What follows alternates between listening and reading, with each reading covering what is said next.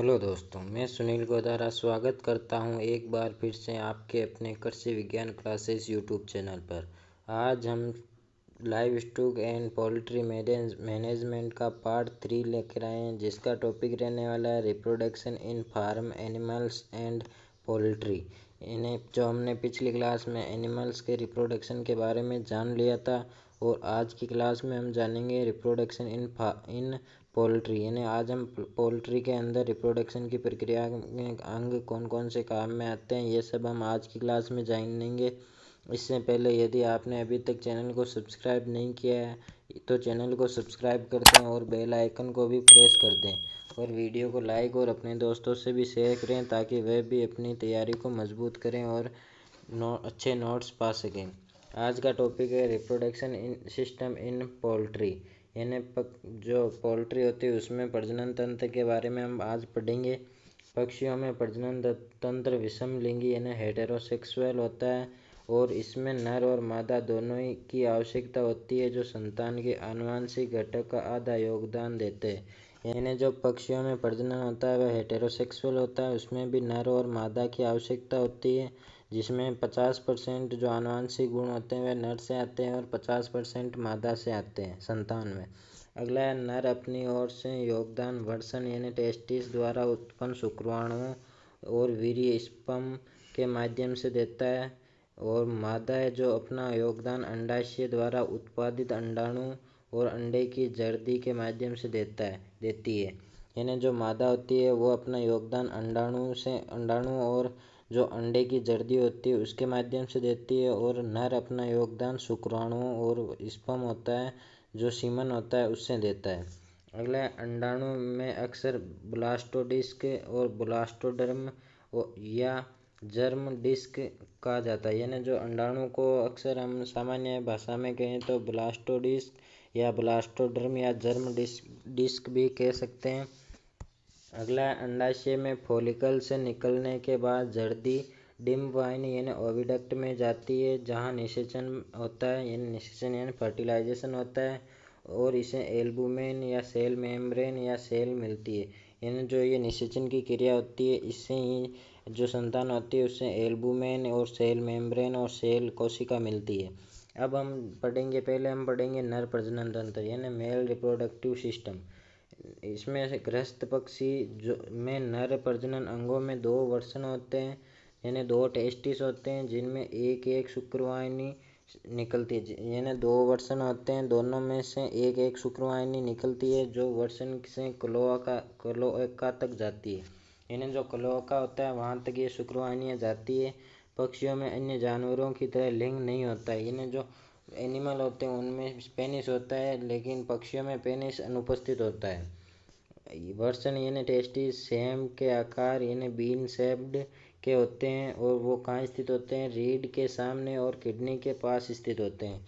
ये आपसे पूछा जा सकता है कि जो पक्षियों में पोल्ट्री में जो वर्षण होते हैं वे किस आकार के होते हैं और कहाँ स्थित होते हैं।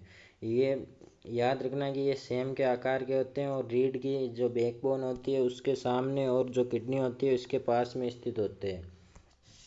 अगला है ये मोस्ट है बायां वर्षण होता है, वो अक्सर दाएं वर्षण से बड़ा होता है। यानी आपसे पूछा जा सकता है कि पक्षियों में दाएं वर्षण से बायां वर्षण छोटा होता है या बड़ा होता है, तो याद रखना कि बायां वर्षण अक्सर दाएं वर्षण से बड़ा होता है। यानी दायां वर्षण छोटा होता है, राइट टेस्टिस छोटा होता है और लेफ्ट टेस्टिस बड़ा होता है।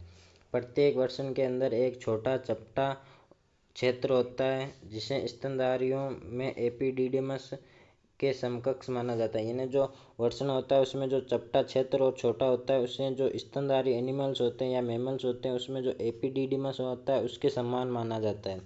शुक्रवाहिनी इसी चपटे क्षेत्र से शुरू होती है। यानी जो डिफरेंट डक्ट होती है वह इसी चपटे क्षेत्र से शुरू होती है।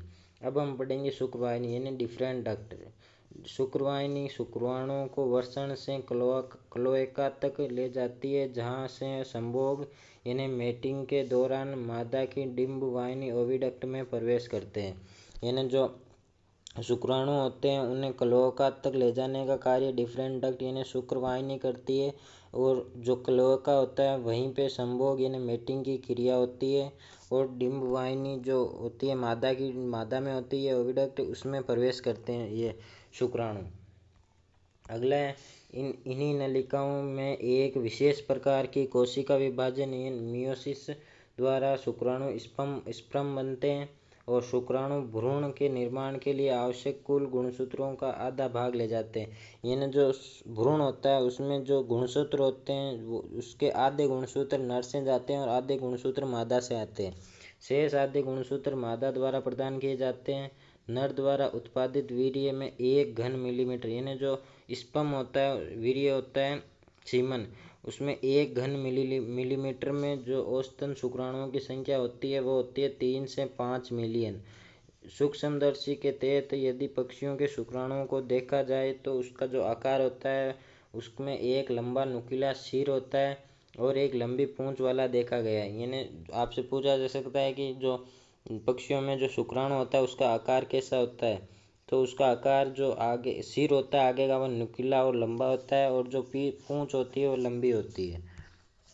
अगला है वर्सन एंड्रोजन नामक हार्मोन भी उत्पन्न करते हैं जो द्वितीयक यौन लक्षणों यानी सेकेंडरी सेक्स कैरेक्टर्स के विकास को प्रभावित करते हैं, जैसे कलंगी का और संभोग विकास, नर व्यवहार और संभोग यानी मेटिंग की क्रिया। ये जो आप चित्र देख रहे हैं ये मेल रिप्रोडक्शन सिस्टम का चित्र है। अब हम पढ़ेंगे फीमेल रिप्रोडक्शन सिस्टम यानी मादा प्रजनन तंत्र। मादा प्रजनन तंत्र में सबसे पहले हम पढ़ते हैं कि गृहस्थ पक्षियों में मादा प्रजनन तंत्र में अंडाशय और इसकी सहायता डिंब वाहिनी शामिल होती है। यानी उसकी सहायक जो होती है वो ओविडक्ट शामिल होती है। इसमें चूजे के मादा भ्रूण में 2 प्रजनन अंग होते हैं, लेकिन इनमें से केवल बायां ही जीवित रहता है और अंडे का उत्पादन करने में परिपक्व होता है। यानी जो मादा होती है उसमें 2 प्रजनन अंग होते हैं, जिनमें से केवल एक जो बायां लेफ्ट वाला होता है वही जीवित होता है, वही अंडे का निर्माण करता है। एकमात्र जीवित अंडाशय ओवरी पेट की गुहा यानी एब्डोमिनल कैविटी में गुर्दे के सामने स्थित होता है। गुहा की दीवार मजबूती से जुड़ा होता है। यानी जो ओवरी होता है जो पेट की गुहा में गुर्दे के सामने स्थित होता है और जो गुहा की दीवार होती है उससे मजबूती से जुड़ा होता है। अगला है कि अंडाशय में रक्त वाहिका यानी ब्लड वेसल्स की अच्छी आपूर्ति होती है, जिससे विकासशील जर्दी को पोषक तत्वों की आपूर्ति में कोई बाधा नहीं हो। यानी जो ओवेरी होता है उसमें जो रक्त वाहिकाएँ होती है उनमें रक्त की अच्छी आपूर्ति होती है, जिससे जो विकासशील जर्दी होती है उससे पोषक तत्वों की आपूर्ति पूर्ण होती है, उसमें कोई बाधा उत्पन्न न हो, इसलिए ये रक्त वाहिकाएँ होती है। अब हम अगला अंग पढ़ेंगे अंडाशय यानी ओवेरी। अंडाशय पीले रंग की गोल संरचना यानी फॉलिकल्स से बना होता है, जिनमें प्रत्येक में एक अंडाणु या जर्दी होती है। यानी अंडाशय पीले रंग का होता है। एक क्वेश्चन तो ये हो गया कि अंडाशय किस रंग का होता है, पीले रंग का होता है और गोल होता है। और जो फॉलिकल्स होती है उनसे बना होता है और जिसमें प्रत्येक में एक अंडाणु या जर्दी होती है। ऐसे कई फॉलिकल्स होते हैं, लेकिन इनमें से केवल कुछ ही परिपक्व होकर अंडा उत्पन्न करने में सक्षम होते हैं। यानी फॉलिकल्स तो कई होते हैं, लेकिन उनमें से कुछ ही अंडा उत्पन्न करने की क्षमता रखते हैं। अगला है जब मुर्गी अंडे देने की अवस्था यानी लेइंग पीरियड में होती है तब अंडाशय सक्रिय रहता है। यानी जब मुर्गी अंडा देने वाली होती है तो ये अंडाशय सक्रिय हो जाता है। अगला ये फॉलिकल्स का आकार बहुत छोटे से लेकर सामान्य अंडे की जर्दी के आकार तक होता है, जो लगभग 40 मिमी व्यास तक पहुंच सकता है। यानी जो फॉलिकल्स होता है उसका आकार छोटे से लेकर सामान्य अंडे की जो जर्दी होती है उस तक होता है। एक पूर्ण विकसित जर्दी डिंब वाहिनी में प्रवेश के लिए तैयार होती है। ये जो आप चित्र देख रहे हैं ये फीमेल रिप्रोडक्टिव सिस्टम है पोल्ट्री में। और अगला हम पढ़ेंगे जो फॉलिकल होता है उसकी अवस्थाएं यानी फॉलिकल की कितनी अवस्थाएं होती है। एक सक्रिय फॉलिकल की अवस्थाएं सामान्यतः 5 अवस्थाएं होती है, जिनमें पहले आती है प्राथमिक फॉलिकल्स यानी जो अभी वृद्धि की अवस्था में नहीं आए। यानी जो प्राइमरी वो होते हैं जो अभी वृद्धि की अवस्था में ही नहीं आए हैं। दूसरा आता है विकसित होते फॉलिकल्स, इन्हें जो धीरे धीरे परिपक्व हो रहे हैं, अभी हुए नहीं है, अभी हो रहे हैं, उसे कहते हैं ग्रोइंग फॉलिकल्स। अगला आता है मैच्योर, इन्हें जो परिपक्व हो चुके हैं, जो अंडाशय से निकलने के लिए तैयार हो और परिपक्व हो गए हो। अगला आता है मुक्त फॉलिकल्स, इन्हें जिनसे अंडाणु निकल चुका हो। अगला और लास्ट इसका जो अवस्था होती है वह आती है अपघटित फॉलिकल्स, इन्हें जो कुछ समय पहले ही अंडाणु मुक्त कर चुके हो। इन्हें जो अपघटित फॉलिकल्स होता है उसमें जो अंडाणु होते हैं वह मुक्त कर चुके होते हैं। अब हम पढ़ेंगे जर्दी का निर्माण, इन्हें जो यॉक होती है उसका फॉर्मेशन। एक जर्दी को अत्यंत छोटे आकार से सामान्य आकार तक विकसित होने में लगभग 10 दिन का समय लगता है और इस दौरान फॉलिकल्स एक थैली की तरह कार्य करता है जो जर्दी को विकास के लिए आवश्यक पोषक तत्व प्रदान करता है। अगला है परिपक्व फॉलिकल्स की सतह पर एक लंबी संरचना होती है जिसे स्टेग्मा कहा जाता है और जो रक्तवाहिकाओं से मुक्त होती है। यानी जो जर्दी होती है, जो यॉक होता है, उसके निर्माण में लगभग 10 दिन का समय लगता है और जो फॉलिकल्स एक थैली की तरह कार्य करता है, यानी जो फॉलिकल होता है वह जर्दी को पोषक तत्व प्रदान करने का कार्य करता है और जो परिपक्व फॉलिकल होती है उसकी सतह पर एक लंबी संरचना होती है जिसे स्टिग्मा कहा जाता है। अगला है सामान्य फॉलिकल्स स्टिग्मा पर ही विभाजित होता है जिससे जर्दी डिंबवाहिनी में प्रवेश करती है।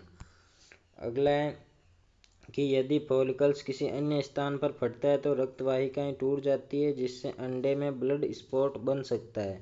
यानी यदि फॉलिकल्स अन्य स्थान पर फटता है तो रक्तवाहिकाएं होती हैं वो टूट सकती है और ब्लड स्पॉट होता है वो बन सकता है अंडे में। अब हम पढ़ेंगे ओविडक्ट यानी डिंबवाहिनी। डिंबवाहिनी का कार्य अंडे को पूरा करने के लिए एल्बुमेन, सेल मेम्ब्रेन और खोल जो होता है उसको बनाना है। ये एक लंबी नलिका होती है जिससे एक रक्तवाहिका की पर्याप्त आपूर्ति होती है। इन्हें जो ओविडक्ट होती है, डिंबवाहिनी होती है, ये एक लंबी ट्यूब होती है जहाँ पे ब्लड वेसल्स की पर्याप्त आपूर्ति होती है जिससे। अब हम पढ़ेंगे ओविडक्ट के भाग। ओविडक्ट के भी सामान्यतः 5 भाग होते हैं जो अलग अलग कार्य करते हैं। अब एक एक करके हम पांचों अवस्थाएं जो भाग होते हैं वो पढ़ेंगे और उसके कार्य भी पढ़ेंगे। इनमें पहला आता है इनफंडिबुलम, ये अंडाणुओं को पकड़ता है और यही निषेचन यानी फर्टिलाइजेशन होता है। इन्हें आपसे पूछा जाए कि फर्टिलाइजेशन कहाँ होता है पोल्ट्री में, तो वो इनफंडिबुलम में होता है, ओविडक्ट के इनफंडिबुलम भाग में होता है। अब आता है दूसरा भाग आता है मैग्रेम। मैग्रेम ये अंडे की एल्बुमेन का 40% से अधिक भाग उत्पन्न करता है। तीसरा भाग आता है स्टेमस। स्टेमस ये कुछ एल्बुमेन और सेल मेम्ब्रेन उत्पन्न करता है। चौथा भाग आता है गर्भाशय यानी सेल ग्लैंड, ये अंडे की खोल बनाता है और एल्बुमेन का 40% भाग उत्पन्न करता है। लास्ट भाग आता है योनि यानी वेजाइना, ये अंडे की बाहरी परत बनाती है जो अंडे को बाहर निकालने में सहायता करती है। यानी अंडे का निष्कासन योनि वेजाइना के माध्यम से होता है। ये जो हमारा टॉपिक था आज का कि जो रिप्रोडक्शन है पोल्ट्री में रिप्रोडक्शन, यह यहाँ पे कंप्लीट होता है। अब हम अगला टॉपिक पढ़ेंगे इनके हाउस मैनेजमेंट के बारे में। पोल्ट्री एंड फार्म एनिमल्स के जो हाउस होते हैं उसके मैनेजमेंट के बारे में हम अगले क्लास में पढ़ेंगे। तब तक वह आप इस क्लास के नोट्स बनाकर याद कर लें और क्लास अच्छी लगी हो तो वीडियो को लाइक और चैनल को सब्सक्राइब कर दें। धन्यवाद। जय जवान जय किसान।